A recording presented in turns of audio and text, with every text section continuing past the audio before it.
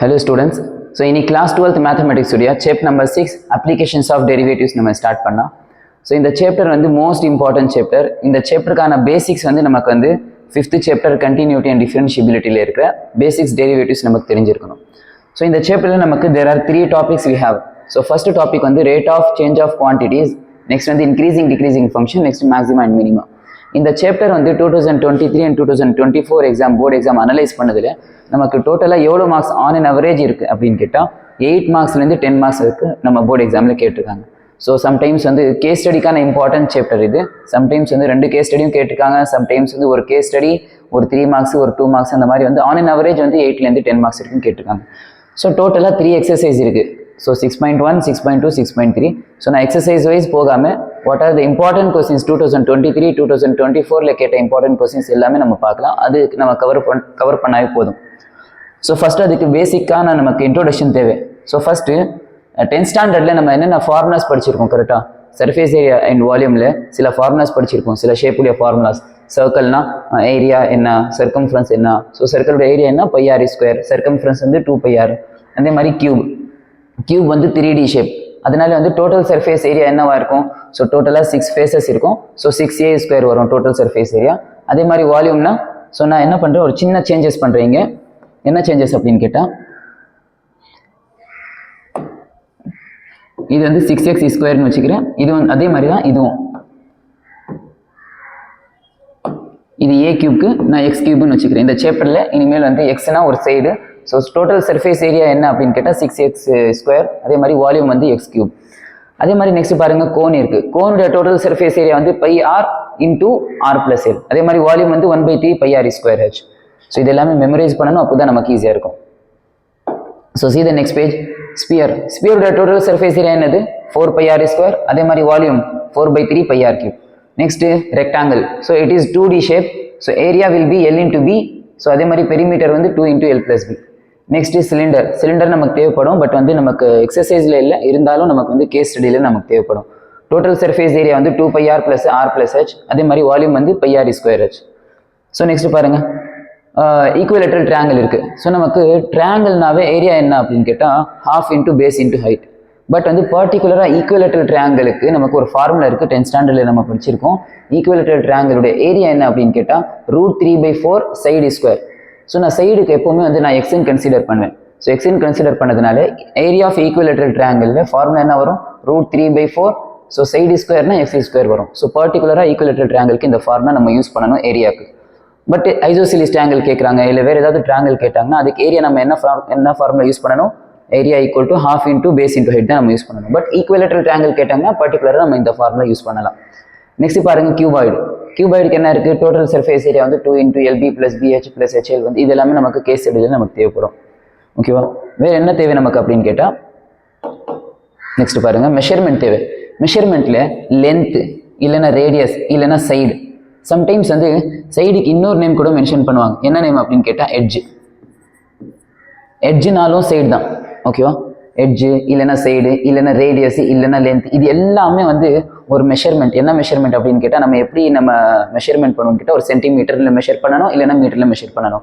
Radius வந்தாலும் centimetre எழுதணும், இல்லைன்னா மீட்டர் எழுதணும். அதே மாதிரி ரேடியஸ் வந்தாலும் ரேடியஸு லென்த்து சைடு இதில் 4 எது வந்தாலும் நம்ம வந்து சென்டிமீட்டர் எழுதணும், இல்லைன்னா மீட்டர் எழுதணும். அதே மாதிரி ஏரியா வந்துச்சுன்னா நம்ம சென்டிமீட்டர்² யூஸ் பண்ணணும், இல்லைன்னா மீட்டர்² யூஸ் பண்ணணும். அதே மாதிரி வால்யூம் வந்துச்சுன்னா cm³ ஆர் m³. சரி, நம்ம எப்போவெல்லாம் வால்யூம் cm³ நம்ம பார்ப்போமோ அந்த பிளேஸில் நம்ம என்ன கன்சிடர் பண்ணணும்?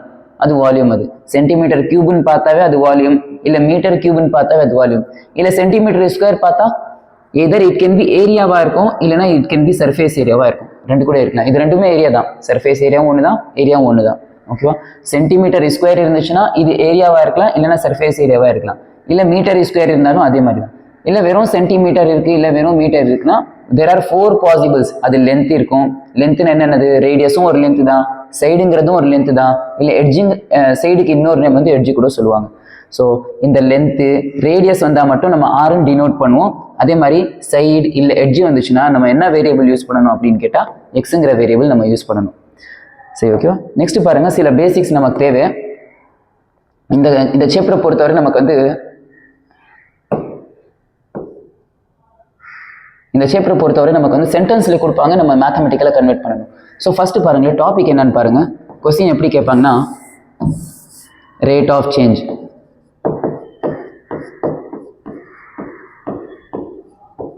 Rate of change. Rate of சேஞ்ச்னா சம்டைம்ஸ் ஃபார் எக்ஸாம்பிள் பாருங்க, ஃபார் எக்ஸாம்பிள் எக்ஸ் ஆக்சிஸ் இருக்கு, ஒரு கிராஃப் இருக்கு, ஏதோ ஒரு கிராஃப். இப்போ நான் எக்ஸுக்கு வேல்யூ 1 2 3 இருக்கு. இது சேஞ்ச் பண்ண எனக்கு வைக்கும், எனக்கு ஆன்சர் மாறிட்டே போகும். கரெக்டா? எக்ஸ் சேஞ்ச் பண்ண எனக்கு வை மாறிட்டே போகுது இல்லை, அதுதான் வந்து ரேட் ஆஃப் சேஞ்சுன்னு சொல்லுவாங்க. நான் எக்ஸ் ஒய் மாறிட்டே போகுது, எது சேஞ்ச் பண்ணதுனால? எக்ஸ் சேஞ்ச் பண்ணதுனால ஒய் மாறிட்டே போகுது. இதுதான் வந்து சிம்பிளா சொல்லுவாங்க rate of change. Rate of சேஞ்ச்னா ஃபார் எக்ஸாம்பிள் ஒரு சர்க்கிள் இருக்கு பாருங்க. ஃபார் எக்ஸாம்பிள் ஒரு சர்க்கிள் இருக்கு. ஒரு சர்க்கிளில் ஃபார் எக்ஸாம்பிள் இப்போ நான் ஒரு 2 சென்டிமீட்டர் ரேடியஸ் எடுத்துக்கிறேன். 2 சென்டிமீட்டரில் ஒரு சர்க்கிள் ட்ரா பண்ணுறேன். இப்போ நான் சென்டிமீட்டர் இன்க்ரீஸ் பண்ணுறேன்னா சர்க்கிளோட ஏரியாவும் இன்க்ரீஸ் ஆகும். கரெக்டாக? ஃபார் எக்ஸாம்பிள் இப்போ நான் வந்து 5 சென்டிமீட்டர் ரேடியஸ் எடுத்துக்கிறேன். 5 சென்டிமீட்டர் வச்சு நான் ட்ரா பண்ணேன்னா எனக்கு ஏரியாவும் எனக்கு லார்ஜராக இருக்கும். சரி, 10 சென்டிமீட்டர் வச்சு நான் ட்ரா பண்ணேன்னா எனக்கு ஏரியாவும் லார்ஜராக இருக்கும். ஸோ இதில் வந்து ரேடியஸ் நம்ம இன்க்ரீஸ் பண்ண என்ன இன்க்ரீஸ் ஆகும்? ஏரியா நமக்கு இன்க்ரீஸ் ஆகும். கரெக்டா? ரேடியஸ் நம்ம இன்க்ரீஸ் பண்ண நமக்கு ஏரியா இன்க்ரீஸ் ஆகுது. எவ்வளோ இன்க்ரீஸ் ஆகுது அது நம்ம ஃபைண்ட் அவுட் பண்ணுறதா நம்ம இந்த எக்ஸசைஸ்க்கான ஃபுல் கான்செப்ட். சம்டைம்ஸ் வந்து ரேட் ஆஃப் சேஞ்சுன்னு சொல்லுவாங்க. வேறு என்னென்ன லாங்குவேஜ் இருக்குது இந்த கொஸ்டின் கேட்குறதுக்கு அப்படின்னு கேட்டால், இல்லை சம்டைம்ஸ் வந்து ஃபைண்ட் தி ரேட் அப்படின்னு கேட்பாங்க. Find the rate, rate of change அப்படின்னு சொல்லுவாங்க, ஃபைண்ட் தி ரேட் ஆஃப் சேஞ்சுன்னு சொல்லுவாங்க, இல்லை ஃபைண்ட் தி ரேட்டுன்னு சொல்லுவாங்க, இல்லைனா வாட் ரேட் இப்படின்னு சொல்லுவாங்க. இல்லை இன்னொரு லாங்குவேஜ் என்ன இருக்குது அப்படின்னு கேட்டால் ஹவு ஃபாஸ்ட் எவ்வளோ ஃபாஸ்ட்டாக சேஞ்ச் ஆகுது. சேஞ்சுன்னு சொல்ல மாட்டாங்க, ஹவு ஃபாஸ்ட்னு சொன்னாவே சேஞ்ச் ஆகுதுன்னு மீனிங். சரியா? ஹவு ஃபாஸ்ட்னு சொல்லுவாங்க. வேற வந்து ரேட்டுன்னு வந்துருச்சுனாவே, சிம்பிளாக வெறும் ரேட்டுன்னு வந்துருச்சுனாவே என்ன மீனிங் கேட்டால் ஏதோ சேஞ்ச் ஆகுதுன்னு மீனிங். என்ன சேஞ்ச் ஆகுது அதுக்கப்புறம் நம்ம பார்க்கணும். எக்ஸாம்பிள் பாருங்க, இதெல்லாம் நான் வந்து கொஸ்டினுடைய லாங்குவேஜ். இது இப்படியெல்லாம் நமக்கு கேட்கலாம். இப்படியெல்லாம் கேட்டுச்சுன்னா இது rate of change of quantities உடைய டாபிக் இது. சரியா? ஃபர்ஸ்ட் எக்ஸாம்பிள் பாருங்க, என்ன சொல்ல வரேன்? Rate of change of volume with respect to R. இப்படி சென்டென்ஸ்ல கொடுத்துருக்காங்க. என்னது? Rate of change of volume வந்து சேஞ்ச் ஆகுதா? வித் ரெஸ்பெக்ட்னா எது சேஞ்ச் பண்ணா? ரேடியஸ் சேஞ்ச் பண்ண வால்யூம் சேஞ்ச் ஆகிட்டே இருக்கா? ஸோ இந்த மாதிரி நமக்கு சென்டென்ஸாக கொடுத்துட்டாங்கன்னா நம்ம மேத்தமெட்டிக்கலாக நம்ம எப்படி எழுதணும் அப்படின்னு கேட்டால், எது சேஞ்ச் ஆகுது? வால்யூம் தானே சேஞ்ச் ஆகுது. ஸோ வால்யூம் சேஞ்ச் ஆகுறதுனாலே டிவின்னு எழுதணும். வித் ரெஸ்பெக்ட் டு என்ன சேஞ்ச் பண்ண எது வால்யூம் சேஞ்ச் ஆகுது? வித் ரெஸ்பெக்ட்னு வந்துச்சுனாவே அது கீழே வந்துடணும். அது என்ன வரணும்? டிஆர்னு வரணும். சரி, இன்னொரு எக்ஸாம்பிள் பாருங்க. இல்லை வெறும் ரேட்டுன்னு கேட்குறாங்க. Rate of area. சம்டைம்ஸ் வந்து சேஞ்சுங்கிற வார்த்தை யூஸ் பண்ண மாட்டாங்க, பட் வெறும் ரேட்டுன்னு யூஸ் பண்ணுவாங்க. Rate of area with respect to டைம்னு சொல்லுவாங்க. நான் டீன் யூஸ் பண்ணியிருக்கேன்.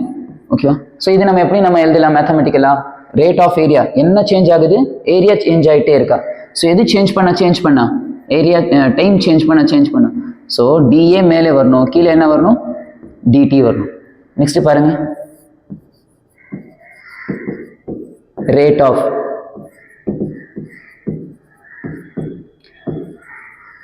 Circumference with respect to R. சரி, இப்படி கேட்டா நம்ம எப்படி எழுதலாம்? எது சேஞ்ச் ஆகிட்டே இருக்கு? சர்க்கம்ஃபரன்ஸ் சேஞ்ச் ஆகிட்டே இருக்கு. எது சேஞ்ச் பண்ண? ரேடியஸ் சேஞ்ச் பண்ண. ஸோ இது டிசி வரணும், டிவைடட்ல டிஆர் வரணும். இப்போ நான் சொல்ல போகிற பாயிண்ட், 4th பாயிண்ட் இம்பார்ட்டன்ட், நல்ல கவனிங்க. என்ன அப்படின்னு கேட்டால், ரேட்டுன்னு வந்துச்சுனாவே சேஞ்ச் ஆகுது. ஸோ என்ன சேஞ்ச் ஆகுதுன்னு பாருங்க. Rate of volume is increasing. அவ்வளோதான் சொல்லிட்டேன். ரேட் ஆஃப் வால்யூம் இருக்கு பாருங்க, இன்க்ரீஸ் ஆகிட்டே இருக்குன்னு சொல்லிட்டேன். சேஞ்ச் ஆகிட்டே இருக்குன்னு சொல்லிட்டேன். பட் வித் ரெஸ்பெக்ட் டு நான் என்னன்னு சொல்லலை. வித் ரெஸ்பெக்ட் டு ஆரா, இல்லை வித் ரெஸ்பெக்ட் டு டிஆ, இல்லை வித் ரெஸ்பெக்ட் டு எக்ஸா, எதுவுமே சொல்லலை அப்படின்னு கேட்டால் எப்பவுமே டிஃபால்ட்டாக நம்ம கன்சிடர் பண்ணணும்.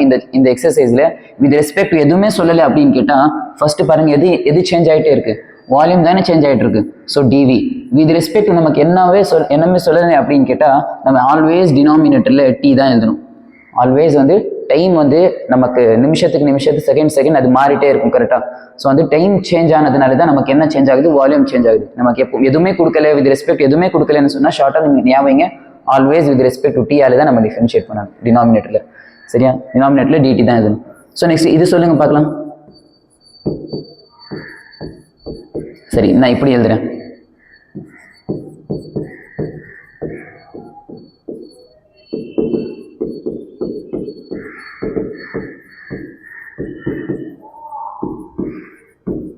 இப்போ பாருங்க, நான் ரேட் வந்து லாஸ்ட்ல எழுதியிருக்கேன். இங்க எல்லாத்துக்கும் நான் ரேட் ஃபர்ஸ்ட்ல எழுதியிருக்கேன்னா, ஃபர்ஸ்ட்லயும் சில சமயத்துல கேட்பாங்க, சில சமயத்துல லாஸ்ட் கேட்பாங்க.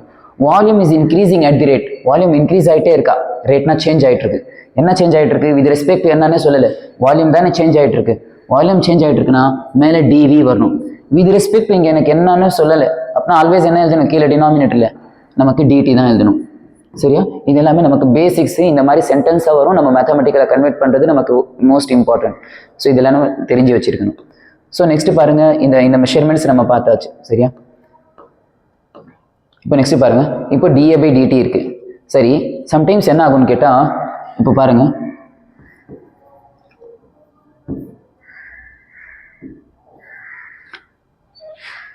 சம்டைம்ஸ் என்ன ஆகும் அப்படின்னு கேட்டால், இந்த மெஷர்மெண்ட் மட்டுமே கொடுத்துருப்பாங்க. சென்டென்ஸே சில சமயத்தில் நமக்கு புரியாது.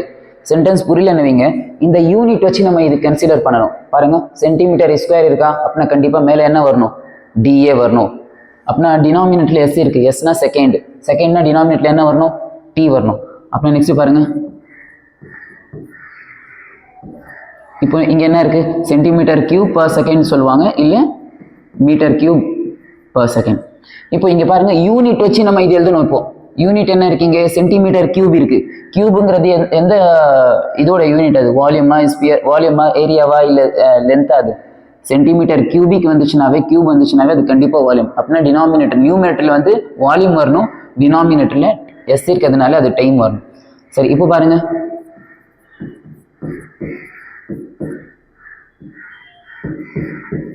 இப்போ இங்க என்ன யூனிட் இருக்கு? Centimetre square. நம்ம ஆல்ரெடி சென்டிமீட்டர் ஸ்கொயர் பார்த்துட்டோம். இருந்தாலும் சென்டிமீட்டர் ஸ்கொயர்னா அது சம்டைம்ஸ் ஏரியாவும் இருக்கலாம், சம்டைம்ஸ் வந்து சர்ஃபேஸ் ஏரியாவும் இருக்கலாம்னு சொன்னேன். கரெக்டா? ரெண்டுமே இருக்கலாம். சர்ஃபேஸ் ஏரியாவுக்கு நான் எஸ் டினோட் பண்ணியிருக்கேன், ஏரியாவுக்கு நான் வெறும் ஏன் டினோட் பண்ணியிருக்கேன். சரியா? சென்டிமீட்டர் ஸ்கொயர் பர் செகண்ட்னா மேலே என்ன வரணும்? கண்டிப்பா டிஎஸ் பை எஸ் இருக்கிறதுனால கண்டிப்பா டிடி வரணும். ஓகேவா? நெக்ஸ்ட் பாருங்க, இங்க என்ன இருக்கு? இப்போ நான் centimetre square per second, centimetre square per second சொல்லலாம், இல்லை அகைன் மீட்டர் ஸ்கொயர் பர் செகண்ட்னு சொல்லலாம். பட் வந்து denominator, sorry see the denominator.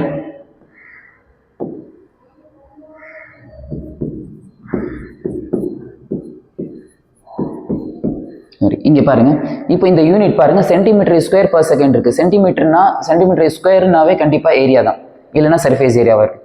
டினாமினேட்டர்ல centimetre இருக்கு. சென்டிமீட்டர் எதோட மெஷர்மெண்ட்? அது நான் 4 பாசிபிள் சொன்னேன்னா, ரேடியஸ் இருக்கலாம், அது இல்லைன்னா அது என்னவா இருக்கலாம், அது லென்த் சைடு இருக்கலாம். சம்டைம்ஸ் வந்து டினாமினேட்டர்ல எக்ஸ் வந்தாலும் நம்ம அதுதான் யூஸ் பண்ணணும். பாருங்க, டினாமினேட்டர்ல சென்டிமீட்டர் வந்துச்சுனாவே இட் கேன் பி ரேடியஸ் இருக்கலாம். அந்த ஷேப் பத்தி தான் நம்ம சொல்ல முடியும். சர்க்கிள் வந்துச்சுன்னா அது கண்டிப்பா ரேடியஸ், இல்லை சைடு ரெக்டாங்கிள் வந்து ரெக்டாங்கிள் வருது, இல்லை வந்து ஃபார் எக்ஸாம்பிள் ஐசோசிலிஸ் ட்ரையாங்கிள், அந்த மாதிரி எல்லாம் நமக்கு வந்துச்சுன்னா கண்டிப்பா டினாமினேட்டர் என்னவா தான் இருக்கும்னு கேட்டால் எக்ஸ் தான் இருக்கும். So centimetre square per second. அதே மாதிரி இதுக்கு சொல்லுங்க பார்க்கலாம். இதுவும் என்னதான் இருக்கும்? சர்ஃபேஸ் ஏரியானா நியூமீட்டர்ல சென்டிமீட்டர் ஸ்கொயர், டினாமினேட்டர்ல எக்ஸ் இருக்கிறதுனால கண்டிப்பா சென்டிமீட்டர் வரும், இல்லை சென்டிமீட்டர் இருக்கிறதுனால கண்டிப்பா இங்க டினாமினேட்டர்ல ரேடியஸ் வரலாம், இல்லைன்னா வந்து நமக்கு வந்து எக்ஸ் வரலாம். சரியா? இது metre square per metre. Okay. So இதுக்கு இந்த கான்செப்ட்ல நமக்கு இன்னொரு கான்செப்ட் இருக்கு. என்ன அப்படின்னு கேட்டால், ஒவ்வொரு கொஸ்டின்லையும் நமக்கு சில சமயத்தில் வந்து சொல்லுவாங்க, rate of change of area is increasing, rate of change of volume is increasing, இல்லை the volume is increasing at the rate, increasing டிக்ரீசிங்கிற வார்த்தை சில சமயத்தில் வரும். என்ன சார் இது இன்க்ரீசிங் டிக்ரீசிங் அப்படின்னு கேட்டாவே, இன்க்ரீசிங்னா ஃபார் எக்ஸாம்பிள் இங்கே என்ன எழுதியிருக்கேன் பாருங்க, ஏரியா. இது என்னது? Rate of change of area with respect to time increase ஆகுதா? ஏரியா வந்து இன்க்ரீஸ் ஆகிட்டே இருக்கா?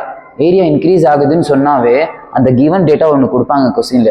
அந்த கிவன் டேட்டா இருக்கு எப்பவுமே நம்ம பாசிட்டிவா கன்சிடர் பண்ணணும். நான் எக்ஸாம்பிள் கொஸ்டின் மூலமா நான் சொல்றேன் தெளிவா, இருந்தாலும் இந்த கான்செப்ட் எல்லாம் நமக்கு ஃபர்ஸ்ட் பில்ட் பண்ணணும். ஸோ நெக்ஸ்ட் என்னது? டிக்ரீசிங். என்ன சொல்லுவாங்க? வால்யூம் வந்து டிக்ரீஸ் ஆகிட்டே இருக்கு, டிக்ரீஸ் ஆகிட்டே இருக்குன்னு சொன்னாவே அந்த ஒரு கிவன் டேட்டா இருக்குல்ல, அந்த கிவன் டேட்டா நம்ம எதுல எழுதணும்? நெகட்டிவ்ல எழுதணும். அதெல்லாம் கொஸ்டின்ல சொல்ல மாட்டாங்க, நெகட்டிவ் போட்டும் நம்ம கொடுக்க மாட்டாங்க. அது நம்ம என்ன எழுதணும்? டிக்ரீசிங் சொன்னாவே அந்த கிவன் டேட்டாவை நம்ம நெகட்டிவ்ல எழுதணும். எக்ஸாம்பிள் பாருங்க, ஃபர்ஸ்ட் சம் பாருங்க, ஒரு ஈஸியா புரியும். இது 2023ல கேட்ட கொஸ்டின். ஃபர்ஸ்ட் நம்ம கொஸ்டின் இந்த rate of change of quantities question நம்ம எடுத்த உடனே ஃபர்ஸ்ட் வந்து ஷேப் ஐடென்டிஃபிகேஷன் பண்ணணும், அதுதான் மோஸ்ட் இம்பார்ட்டன்ட். ஷேப் என்ன ஷேப் பாருங்க, ஃபர்ஸ்ட் கொஸ்டினை படிச்சு பாருங்க. The radius of an air bubble is increasing. Bubble வந்து என்ன ஷேப் அது? பபிள் வந்து என்ன ஷேப் அது? ஸ்பியர், கரெக்டா? ஸோ ஃபர்ஸ்ட் ஒர்க் வந்து we have to find the shape. What is the shape? Sphere. ஓகேவா? ஸோ நெக்ஸ்ட் பாருங்க, மறுபடியும் படிங்க கொஸ்டின். The radius of an air bubble is increasing. என்ன இன்க்ரீஸ் ஆகிட்டே இருக்கு?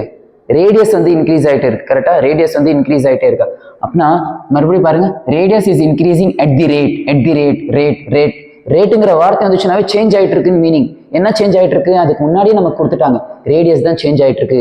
எப்படி சேஞ்ச் ஆகிட்டு இருக்கு? இன்க்ரீசிங், கொஞ்சம் இன்க்ரீஸ் ஆகிட்டே இருக்கு அப்படின்னு சொல்றாங்க.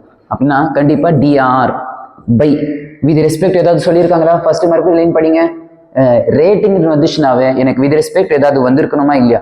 வரல பாருங்க. வரலன்னா டிஃபால்ட்டா நம்ம ஒரு ஷார்ட் ட்ரிக் சொன்னேன், இந்த யூனிட் வச்சு கூட நம்ம ஐடென்டிஃபிகேஷன் பண்ணலான்னு சொன்னேன். யூனிட்ல மேலே பாருங்க சென்டிமீட்டர்னா இங்க கொஸ்டின்ல சொல்லிட்டாங்க டிஆர் ரேடியஸ்.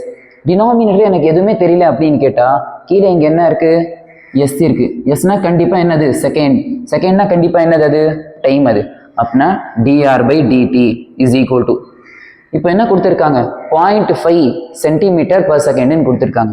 சரி, 0.5 சென்டிமீட்டர் பர் செகண்ட் எழுதுறதுக்கு முன்னாடி இந்த ரேடியஸ் வந்து இன்க்ரீஸ் ஆகுதா டிக்ரீஸ் ஆகுதான்னு அதுவும் பார்க்கணும். நம்ம இன்க்ரீஸ் ஆச்சுன்னா அந்த கிவன் டேட்டா நம்ம பாசிட்டிவ்ல எழுதணும், அது டிக்ரீஸ் ஆச்சுன்னா அந்த கிவன் டேட்டா நம்ம நெகட்டிவ்ல எழுதணும். இங்க என்ன ஆகுது? இந்த ரேடியஸ் வந்து இன்க்ரீஸ் ஆகிட்டு இருக்கு. இன்க்ரீஸ் ஆகிட்டுங்கிறதுனால நம்ம இந்த கிவன் டேட்டா நம்ம வந்து பாசிட்டிவ் எழுதணும். சரி, 0.5 நம்ம எப்படி எழுதலாமா? 1/2 சென்டிமீட்டர் பர் செகண்ட். ரெண்டுமே ஒன்று தானே. நான் டெசிமல்ல எழுதி மல்டிப்ளிகேஷன் பண்ணுறது சில பேர் வந்து கஸ்டமர் ஃபீல் பண்ணுவாங்க. ஸோ நான் அந்த 0.5 நான் வந்து ஃப்ராக்ஷனாக எடுத்துட்டேன். 1 2ஆல் டிவைட் பண்ணால் நமக்கு 0.5 தான் கிடைக்கும். ஸோ இது எடுத்துட்டேன். சாரி, இது கிவன் டேட்டா இது, சரியா?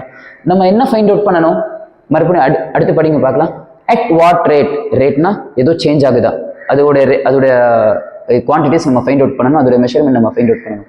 At what rate is the surface area of the bubble is increasing. எந்த இதோட நம்ம சேஞ்சஸ் கண்டுபிடிக்கணும் அப்படின்னு கேட்டா, சர்ஃபேஸ் ஏரியா பபிள் வந்து பபிளுடைய சர்ஃபேஸ் ஏரியா வந்து சேஞ்ச் ஆகிட்டே இருக்கா அப்படின்னா என்ன ஃபைண்ட் அவுட் பண்ணணும்? நம்ம டிஎஸ். சர்ஃபேஸ் ஏரியா தானே சேஞ்ச் ஆகிட்டே இருக்கு. வித் ரெஸ்பெக்ட் ஏதாவது சொல்லியிருக்காங்களா?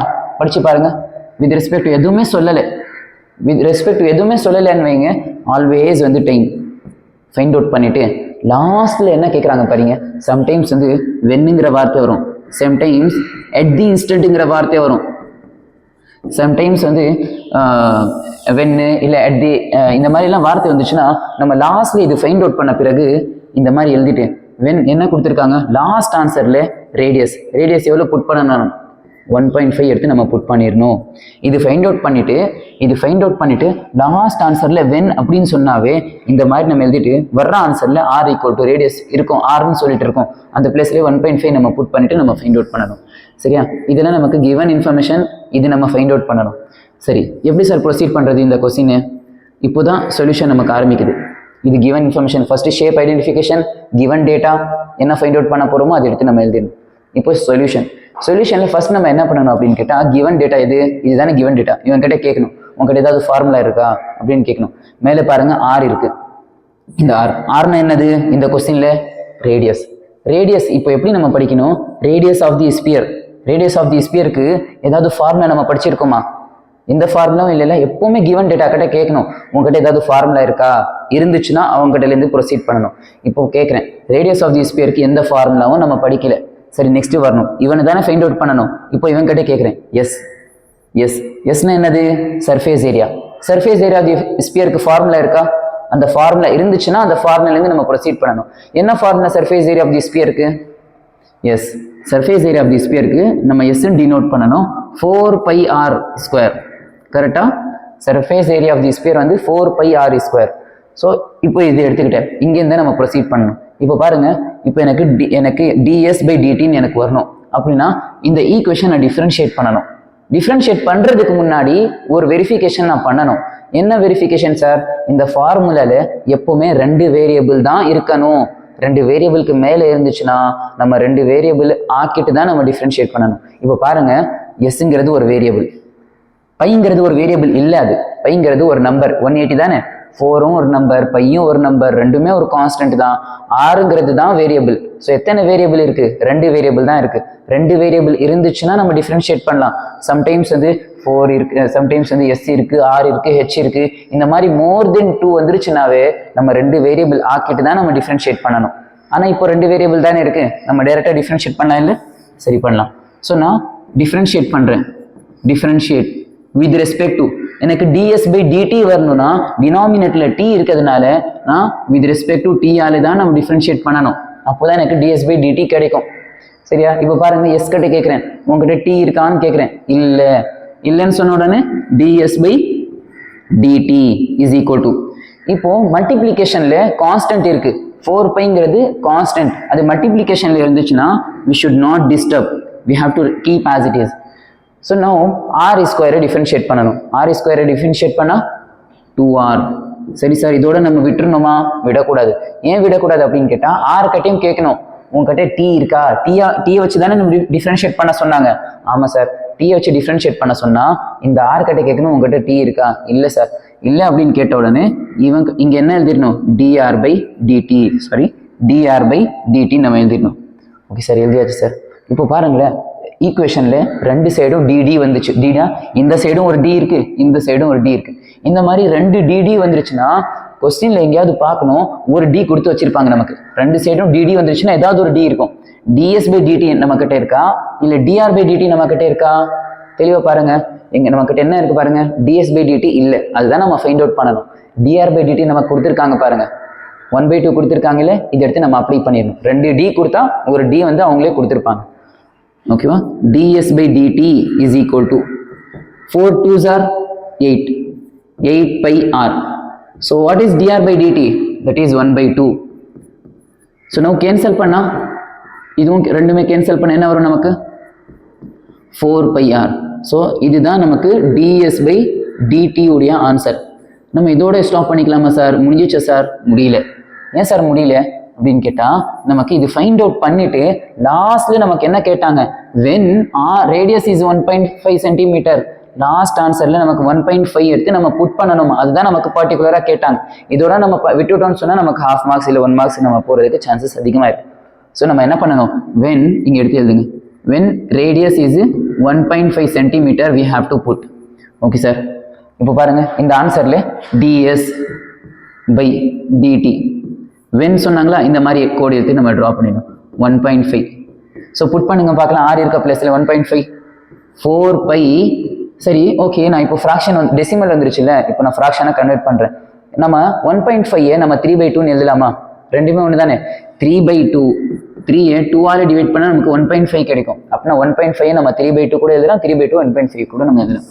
ஸோ ஏன் நம்ம டெசிமலை மல்டிப்ளிகேஷன் பண்ணால் சில மிஸ்டேக்ஸ் பண்ணுறதுக்கு சான்சஸ் அதிகமாக இருக்கு. சரியா? ஓகே, இப்போ பண்ணுங்க பார்க்கலாம், மல்டிப்ளிகேஷன் பண்ணுங்க பார்க்கலாம். ஸோ இங்கே r இருக்க பிளேஸில் நம்ம என்ன புட் பண்ணலாம்?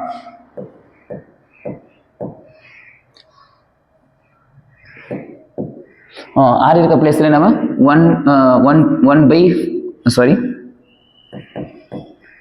r இருக்க பிளேஸில் 3/2 நம்ம எடுத்து எழுதிக்கிறேன். இப்போ நம்ம கேன்சல் பண்ணுங்க பார்க்கலாம். ஸோ டூ தி கேன்சலேஷன். இங்கே கேன்சல் பண்ணா 2. ஸோ டோட்டலாக நமக்கு என்ன கிடைக்கும்? 6 pi. ஸோ இங்கே நமக்கு என்ன இருக்கு? ds by dt when r equal to 1.5. Okay sir, இதோட நமக்கு ஆன்சர் முடிஞ்சிச்சா? முடியல. இது வரைக்கும் நீங்கள் எழுதினீங்கன்னா, ஃபார் எக்ஸாம்பிள் இது 2 மார்க்ஸில் கேட்டாங்கன்னா உங்களுக்கு 1.5 தான் கொடுப்பாங்க, half marks கொடுக்க மாட்டாங்க. ஏன் சார் அப்படின்னு கேட்டால், லாஸ்ட் ஆன்சரில் நமக்கு யூனிட் எழுதணும். அந்த யூனிட் தான் மோஸ்ட் இம்பார்ட்டன்ட். அந்த யூனிட் எழுதல உங்களுக்கு 1.5 மார்க்ஸ் கிடைச்சிடும், half marks ரெடியூஸ் பண்ணிடுவாங்க. எப்படி சார் நம்ம யூனிட் எழுதுறது? இதுதான் ஹிண்ட். என்ன சார் ஹிண்ட் இது? பாருங்க, மேலே ds இருக்கு. dsனா என்ன சொன்னேன்? Surface area. சர்ஃபேஸ் ஏரியா வந்துச்சு இல்லை ஏரியா வந்துச்சுனாவே நம்ம சென்டிமீட்டர் ஸ்கொயர் யூஸ் பண்ணலாம், இல்லைன்னா மீட்டர் ஸ்கொயர் யூஸ் பண்ணலாம். இந்த கொஸ்டின்ல பாருங்க, சென்டிமீட்டருங்கிற வார்த்தை யூஸ் பண்ணியிருந்தா நம்ம சென்டிமீட்டர் ஸ்கொயர் எழுதணும், இல்லை மீட்டருங்கிற வார்த்தை யூஸ் பண்ணியிருந்தா நம்ம மீட்டர் ஸ்கொயர் எழுதணும். அப்படின்னா இங்கே சென்டிமீட்டருங்கிற வார்த்தை யூஸ் பண்ணியிருக்காங்க இந்த கொஸ்டின்ல. ஸோ இங்கே வந்து சர்ஃபேஸ் ஏரியா இருக்கிறதுனால now we have to write centimetre square. அதே மாதிரி டினாமினேட்டர்ல பாருங்க, டினாமினேட்டர்ல dt இருக்கு. dtனா என்னது? டைம். டைம்ல நம்ம எதால நம்ம டிவைட் இது எழுதணும், கீழே எழுதணும் per second. ஓகேவா? ஸோ இதோட நம்ம இந்த ஆன்சர் முடியுது.